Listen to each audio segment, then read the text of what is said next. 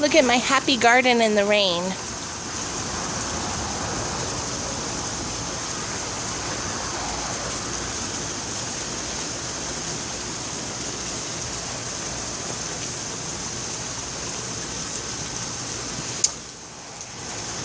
Then we go over here. I just moved everything out so it's in the rain. We have cherry tomatoes galore.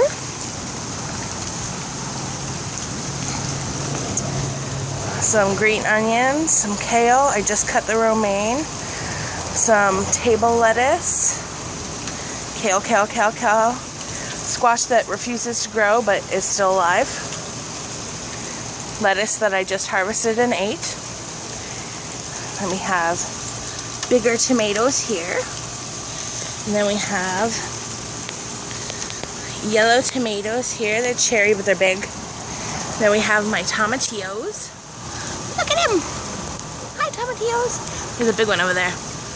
And then we have some more kale, some more table lettuce, some more green onions, more kale.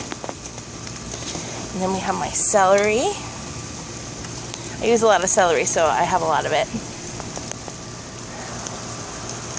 That's my happy garden.